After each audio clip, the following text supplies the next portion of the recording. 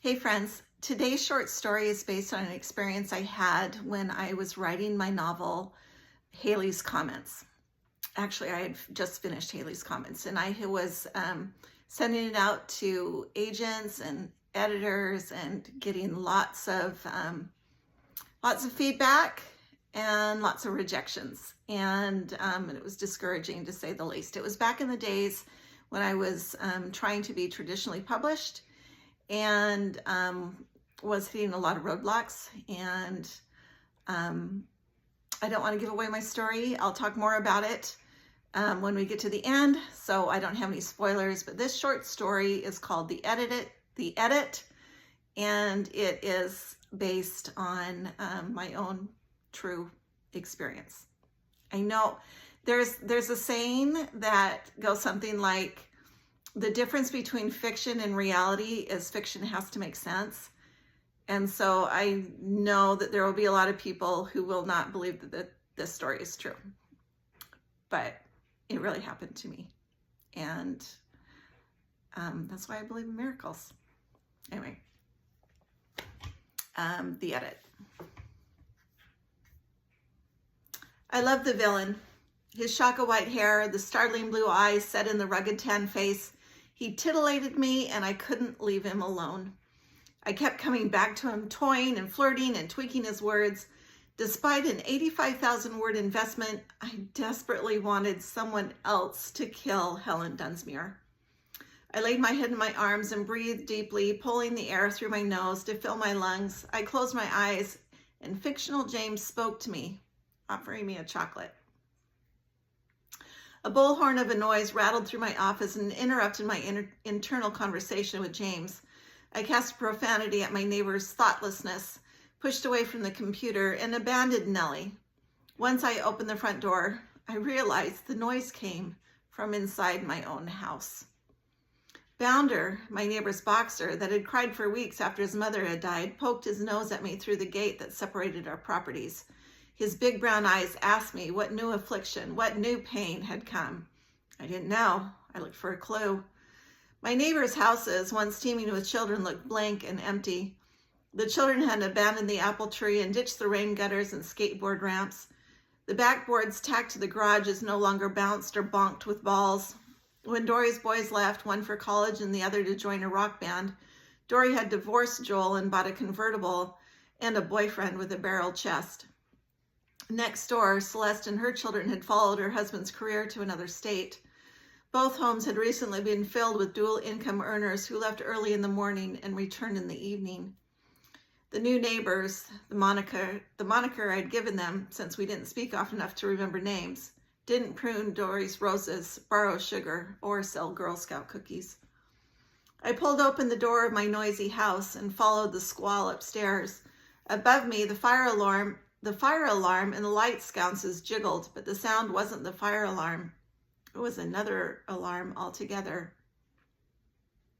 Later that night, Greg pronounced radon and fiddled with his pasta. He kept his eyes on his plate and didn't look at me. They said it'll take a few days, so I made your reservations. He managed to look me in the eye when he raised his glass. You can't stay here. You might as well come. Doesn't your novel take place on a Puget Sound island? We can both write off the trip as a business expense. He looked smug because he'd won. He loved it when I accompanied him on his business trips. He liked me waiting for him while he poked around commercial buildings, interviewed property managers, took photos of leaky roofs, and ferreted for new investments.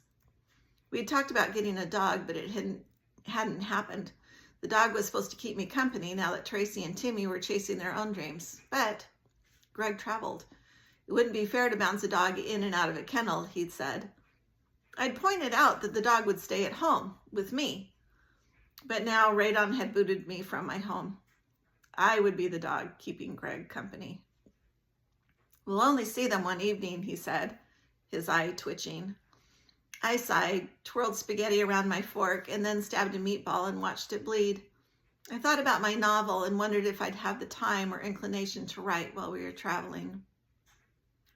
A few days later, I looked past my sister-in-law over the water to where the gray dark sound met the cerulean sky. The Puget Sound looked exactly like my fictional world, Lister Island, only better. I didn't know there'd be so many sleek, dark seals. I hadn't expected the pink globs of jellyfish floating just beneath the Sound's surface. Brandy's chatter paused as if she expected an answer. What had she been saying? I thought back to her books, the radio program, the format of her seminars. Emergency essentials, because the end of the world was coming. The wicked would burn, and the devout needed to prepare and buy more stuff. Stuff from my sister-in-law. Brandy readiness catalogs. I looked at Greg. He had his head bent toward Jeff, his brother, the rocket scientist, who'd married the religious zealot. Presumably, the men were engaged in a conversation about something more interesting than portable toilets, whole wheat grinders, or food dehydrators. I nodded, smiled, and hoped that I gave the proper responses without committing to a water purifying system.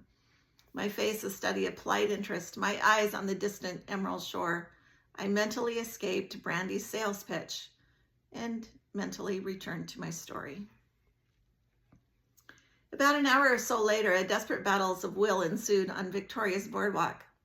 Brandy had made tea reservations at the Impressa Hotel. Jeff and Greg wanted to wrangle the mariner's virtues versus the angel's tenacity while getting lost in the Royal British Museum. I want to see Craig Doric Castle, I said, locking eyes with shifty Greg. Brandy sniffed. Old houses are what the dead leave behind, she quoted St. Luke. Lay not up for yourselves treasures upon earth, where rust doth corrupt and thieves steal. I just want to see the treasure, not steal it, I said. Her piety contrasted sharply with last night's conversation. During the Y2K scare, Brandy's company pulled in $100,000 a week. Now that the future looked a tad rosier and the masses were lulled into a false sense of security, profits were down, of course. But thank goodness for the swine flu and other natural disasters courting mankind. You can have tea and then see the castle, Greg insisted. I saw a bottomless cup of tea complicated by cucumber sandwiches, waitresses tricked out in French maidwear, and a discourse on the Book of Revelation. In an instant, I made a decision I'd been fighting for months, the decision that had halted the endless compromising, the waffling, and chafing of trying to adapt to Greg's schedule, the struggle with a fruitless dream. I'm going back to Lincoln in the fall, I said.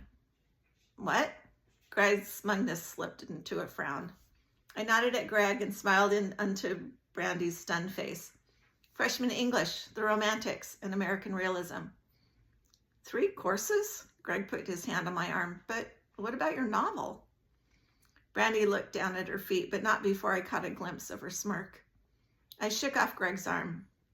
Lauren's been begging me to return. I'll still write. Lauren asked me to edit a book of poetry. Greg's face turned hard and a twitch started in his throat. Editing poetry isn't exactly a murder mystery. He hated any form of snobbery, educational, artistic, or material. Brandy shivered. I don't blame you, sweetie. Being financially independent is crucial to my soul, and I don't know how or why you'd want to immerse yourself in a dark world of a murder, especially a murder that can't sell, she twittered. If you're going to kill someone, you should at least have something to gain. I looked Greg in the eye and said, slowly, I do. Greg steadily returned my gaze. Brandy, Jeff, why don't the two of you enjoy the Impressa and I'll go with Liz to the castle? I shook my head, breaking eye contact. I want to go alone. At the summit of Joan Crest, I stopped and allowed my heart to slow. The march up Ford Street had left me sticky, sweaty, and breathless. The castle took what little breath I had left. Standing high on a hill overlooking the Puget Sound, except for the parking lot, Craig Doric Castle looked exactly like my fictional Dunsmuir home. I imagined my main character wandering up the steps. I followed a cluster of old ladies, enjoying their gossipy speculations on the remarriage of Madge and Hank. With their perky white and silver curls and painted red lips, they looked happy to be on holiday with each other, without the company of men. I wondered if they were widows, divorcees, or if they had companions waiting for them in the Royal BC Museum like I did. I wondered if any of them had ever told their husbands that they'd rather be alone. I took my turn at the entrance desk, picked up a brochure, and tagged after the women, anxious to hear their speculations on whether Hank had truly forgiven Madge for her Parisian exploits, or if he was taking her back because of the cookbook's success. They moved slowly, and I kept a discreet, yet eavesdropping distance. I'd seen Madge's book, Parisian Pasties and Pastries, in Barnes & Noble, and I found it incredible that I, an English literature professor, couldn't finish, let alone sell, a genre mystery novel, while a friend of this gaggle of elderly had written and sold a bestseller that had managed to combine sex and sautéing. I lost the women in an upstairs room. They wandered away from me as I read about the Dunsmuir family on plaques and in a home, in a room with windows on all three sides. I double-checked to make sure that none of the Dunsmuir had died under suspicious circumstances. From the balcony, I heard whispers and giggling. I stepped out onto the widow's walk and saw my lady friends below. They shuffled their way into an aged Buick. Dunsmuir, not a common name. James Dunsmuir, the son and heir of Cragdort Castle, and perhaps, not so coincidentally, the same name of my story's villain. How had that happened? How could I have conjured a fictional story about a once-living person in a place of stone and mortar and not have known? I'd never been to Victoria before, had never, at least in my remembrance, studied the history of British Columbia or its founding families. So how had I been able to write a story about James Dunmuir and his strained family relations?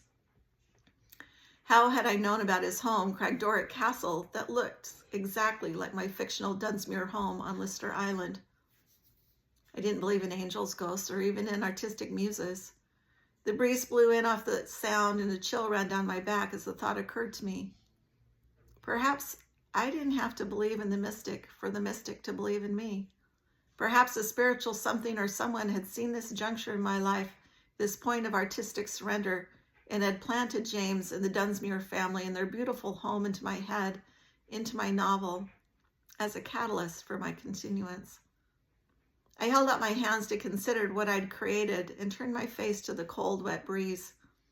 Vermilion islands dotted the long, smooth sound.